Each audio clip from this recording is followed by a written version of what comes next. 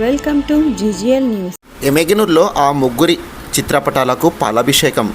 కర్నూలు జిల్లా ఎమ్మెగనూరు ప్రభుత్వం నాయి బ్రాహ్మణులకు సొంత సెలూన్ షాపులకు 200 యూనిట్ల ఉచిత విద్యుత్ ప్రకటించడం పట్ల ఎమ్మెగనూరు పట్టణంలోని సోంప సర్కిల్ నందు శుక్రవారం నాయి బ్రాహ్మణుల సంఘం ఆధ్వర్యంలో CM Chandrababu, deputy CM Pavan Kalyan, మంత్రి నారా లోకేష్ చిత్రపటాలకు పాలాభిషేకం నిర్వహించారు.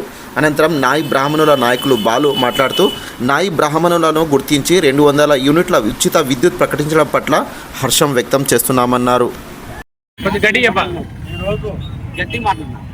ఈరోజు ఎమ్మెగనూరు నియోజకవర్గంలో ఈరోజు నాయ బ్రాహ్మణ్స్కి ఈరోజు 200 యూనిట్లు ప్రతి షాపులు కూడా 200 యూనిట్ల ప్రకారంగా ఈరోజు విడుదల చేసినటువంటి ముఖ్యమంత్రి గారికి, కూటమి ప్రభుత్వమైనటువంటి పవన్ కళ్యాణ్ గారికి, బీజేపీ ప్రభుత్వానికి అన్ని ముగ్గురికి కూడా ధన్యవాదాలు. కూటమి ప్రభుత్వానికి ఈ ముఖ్యంగా మాకు ఎమ్మెగనూరు నియోజకవర్గంలో అంతకుముందు గతంలో కూడా పివి మోహన్ రెడ్డి గారు ఎంతో సహకరించినటువంటి న్యాయ బ్రాహ్మణులకు ఎంతో సహకరించినారు.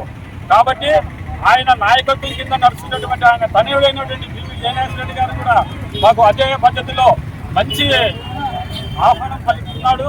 కాబట్టి అదేవిధంగా మేమందరూ కూడా ఆయనకు కృతజ్ఞతలే ఉంటాం. ఎందుకంటే 200 యూనిట్లు అనేది సాధారణంగా మేము చెల్లించేటువంటి మాకు మంచి పెద్ద ఎత్తున ఇది చాలా మంచి గుడ్ న్యూస్.